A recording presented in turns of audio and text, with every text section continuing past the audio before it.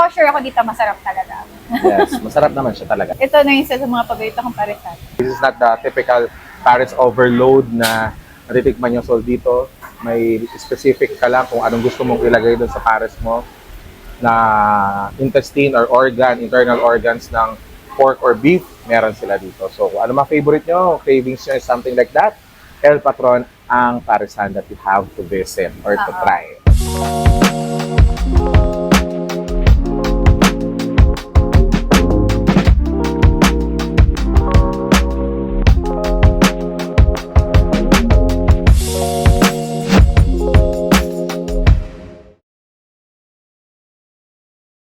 Alright, so hello guys and welcome to another food hunting experience. Dito yan sa Food Hunter Philippines, where good food deserves to be hunted. And we are here now at Mandaluyong City kung saan nakita natin itong isang another Paris, guys. Alam naman natin, dito sa Pilipinas ngayon masyadong hot in demand.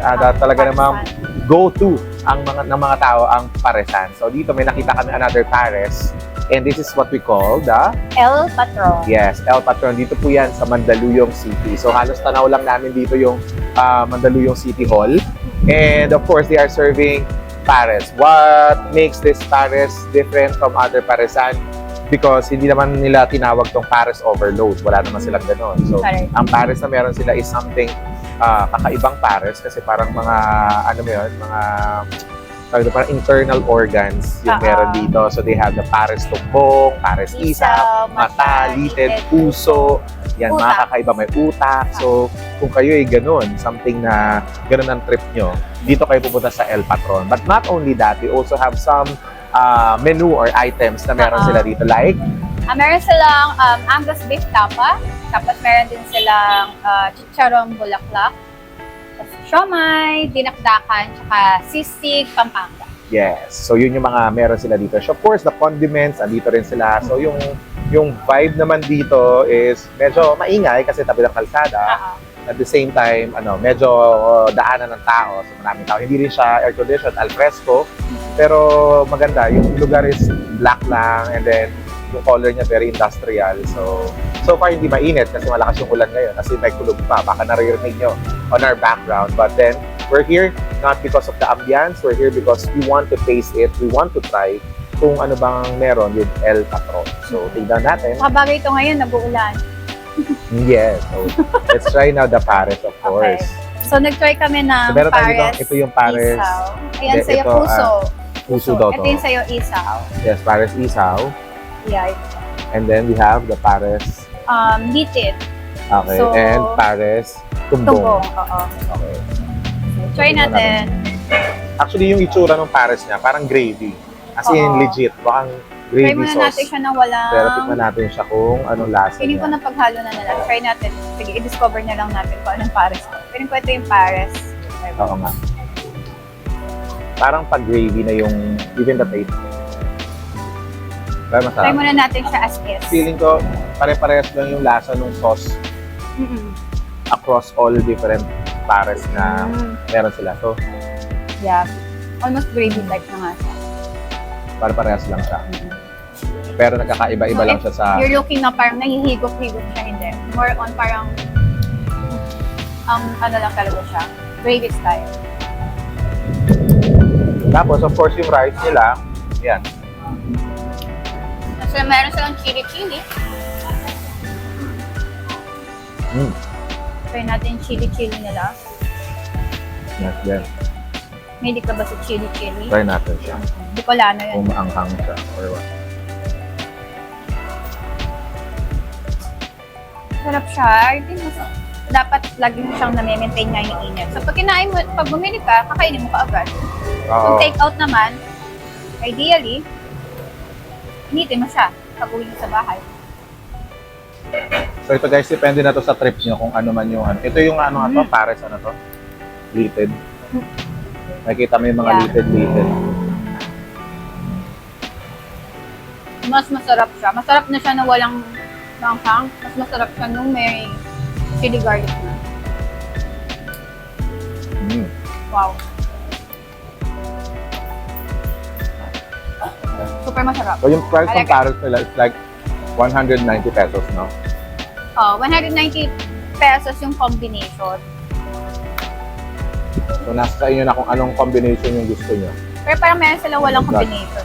Ito ata Paris Prosciutto. Ano yung tinanggal mo? There's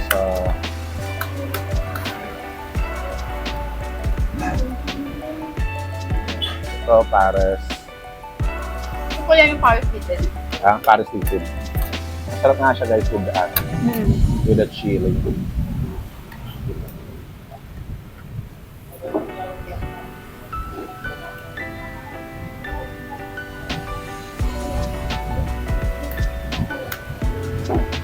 I think ito yung parang isa sa mga gusto kong version ngayon ng Paris na natikman natin. Correct. Tatiban natin yung siomay nila. Hindi ko alam kung yung siomay nila is a homemade siomay or charot-charot siomay lang. Yung ginawa ko dito, ang toyo mantik. Ayun, may toyo na to. Yun na may masarap na combination talaga. Yung may toyo. Ha? Bakit? Nilagay ba dito? Ito rin, pagaya. Okay lang dyan. Malinis naman yung ano eh. Di naman Malinis kasi ginamit. ng kutsara. Yeah, di naman ginamit. Meron kami, ang tawag doon. Conscious kami sa sanitation ni Paolo. Pwede naman ma-hard eh. Pero sa sarili naman natin yun mag-start, di ba? Ang sarap din ng siomay. Oo. At titigman ko pa rin sa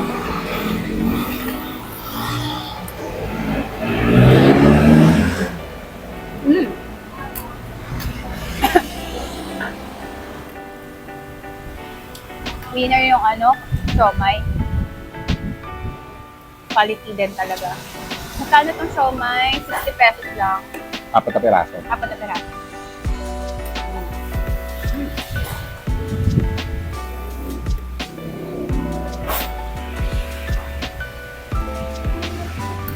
Yan. Pero ako nag-enjoy si Paolo kasi binili ko yung carrot. Try natin Yes, to. masarap siomay. Nung tawag dito, chicharong bulaklak.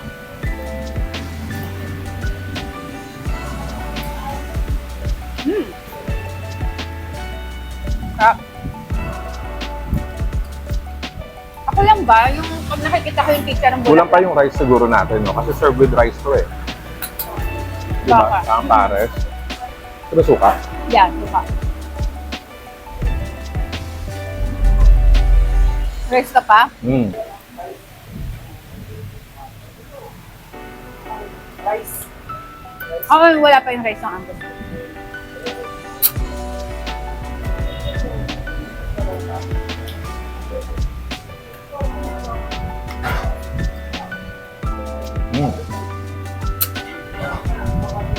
Let's try ano to, sisig. Pampanga. Ito yung sisig pa. Alam mo ba kung bakit may kailangan nilang sabihin na sisig Pampanga? Sa sisig Pampanga po kasi hindi sila naglalagay ng mayonnaise. Yeah. Wala silang mga kung anit-anit. Wala rin itlog. Yung may nagtilikman akong sisig sa Pampanga, parang inihaw pa siya eh. Mamaya titikman ko. Ito try ko na ngayon yung Angus beef tapa. So, i-emphasize ko kasi nakalagay taga Angus beef.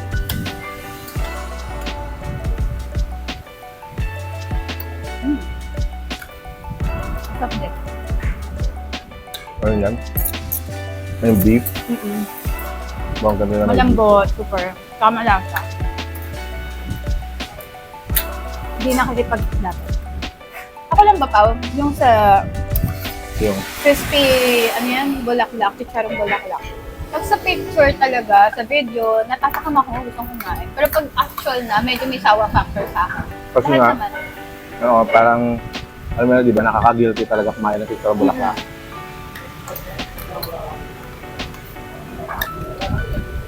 so may try kong pinakdakan. Pero masarap yung version nila ng chicharong bulaklak kasi crispy talaga siya. May iba kasing medyo makunat. Ito, crispy siya sa labas, pero malalasahan mo naman sa loob yung Yung dinakdakan nila parang may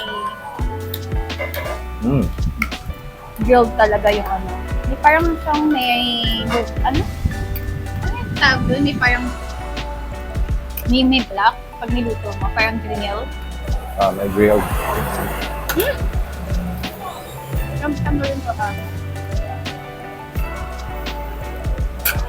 Samber. Hindi mo nilagnitin ka no? Hindi. Maasim ka. Well, yun naman talaga yung dinakdakan. Tapos lalagyan ko ka ng chili. Alam mo nakaka-addict yung chili nila.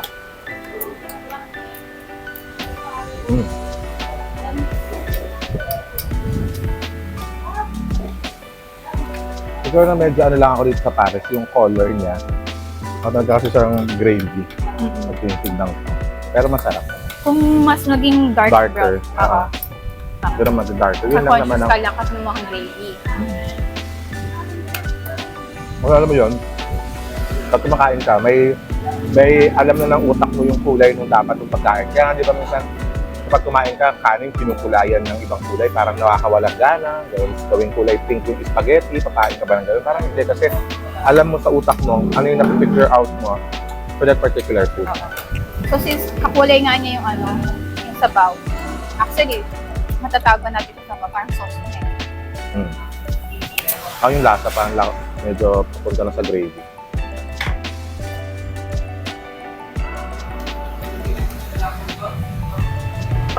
Sisig.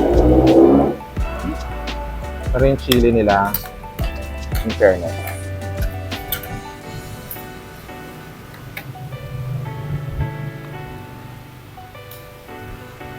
Yeah. Ang dami nating pares, no? Halos na-try natin yung lahat. Oo. Hindi lang namin ma-distinguish kung ano na yung ano. Kung ano yung nilagay. Correct. Andin dyan yung Pero ang pinili alin namin dyan yung parang tanggap ng pamilya namin na kinain. Hilig naman ako sa laman loob. Kaya meron lang hindi lahat ako kinakain.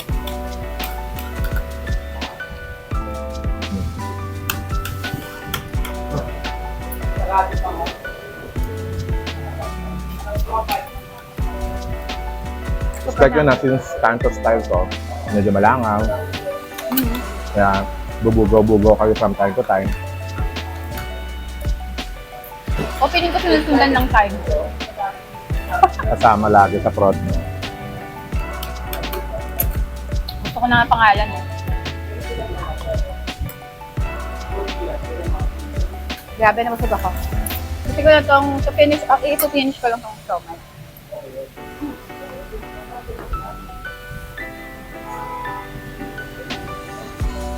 Aha. So, magkano yung mga presyo nitong side orders natin? So yung dinakdakan, nasa 140. Yung charang bulaklak, 120. Sisig, 140. Yeah, 140. And then, yung tong mga pares, 100 lang. Kasi kung may combination, pinuha namin ni Paolo yung pares tumbong, saka pares isaw, it's 190. So may 60 pala. So, alin yung favorite mo dyan sa mga pares na yan? Alam mo, hindi ko alam. Kaya lahat naman nakakain ko. Pero ito yung isaw, Alin yung number one mo? tumbong. Parang feeling ko tumbong. Meron silang isang item na hindi available today, which is the crispy tumbong. Diba? So, siguro yun yung pinrito. Parang chicharong bulaklak, crispy chicharong bulaklak. Yun yung pinrito, pina-crispy.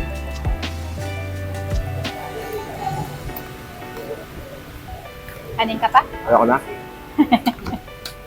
Almost good na ako. Sa mga big eater, talaga okay sa inyo ito, mapaparize ka. Yeah. Nag-diet ka ba? Hindi. Hindi naman. Pero alam mo naman yung mga hinanda dyan. Puros ano yan. Yan ang key to heaven. Naliliwanag na ngayon pa rin eh. Key to heaven yan.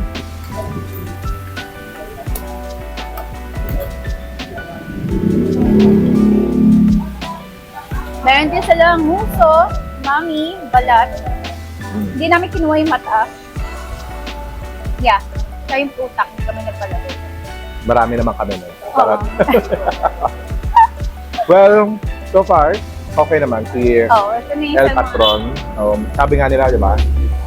Ano to eh? Mura, pero masarap. Oo. So, 100 pesos sa Pares, mura talaga. Ang tawag dito, sorry napadigay ako. Ito na yung isa sa mga paborito kong paresan. Kaya lang, siguro kung kakain ka dito, Pares lang muna. Tapos, sa ibang araw yung Ewan ko, sa akin Pwede kasi naman yun, parang Oo. pinaka-basic nila eh. Oo. Kasi ibang araw yung dinakdakan, o gusto Lalo kung malapit ka lang naman dito. Oo. Kasi I parang, think they only have one branch pa lang. ang lasa kasi ng Pares, parang nabusog ako sa ibang ulam. Hindi ko na, gusto ko pa siya kainin, kaya hindi na kaya ng katawang lupa ko. Correct. Pero ubos natin yung siomay kasi Naubos na siya, dahil na masarap. bite size eh. Bite size na. Yes. So again, yan po ang El Patron Pares dito sa Mandaluyong. I don't know specifically kung anong street to or whatever, some part ng Mandaluyong. Pero Mandaluyong siya and natatanaw lang namin dito yung City Hall. Pero nasa gitna nung parang river. And pwede nyo naman siyang i-waste, pwede nyo hanapin sa social media nila, El Patron, and you can try their different kinds of Pares. Again, this is not the typical Pares overload na natitikman nyo. So dito, may specific ka lang kung anong gusto mong ilagay doon sa Pares mo na intestine or internal organs ng pork or beef, meron sila dito. So kung ano mga favorite nyo, cravings nyo, something like that, El Patron ang paresan that you have to visit or to try. Okay? Sure, So- sure ako dito masarap talaga. Yes, masarap naman siya talaga. In fairness naman. So, Again, color lang naman yung medyo nagulat ako. Parang very gravy siya. So, well, overall, maliit na bagay lang naman. Didagdagan mo ng toyo. Yun nga lang aalat kasi siya. so kasama dito yung magpawag-wag. Bugaw ng langaw. Ayun. Kasi, Sanay na po kami di lang ito yung restaurant. Sanay yes. na kami. Common na yan. Alam niyo naman sa Oo. Pilipinas eh. Meron talaga tayong presence. That makes the Philippines, hospitable din ng mga langaw natin.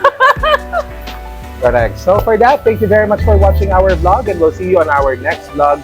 At abangan niyo po, don't forget to follow us or subscribe sa ating YouTube account. Yung may 200, ilang thousand na yun? 230 plus. 230 plus thousand. Yan, yung YouTube natin. Hindi Sa tayo YouTube masyado na sa nakikita. Facebook. Huwag niyo kami natin sa Facebook. Sa TikTok. YouTube tayo, dun YouTube tayo. tayo. Alright?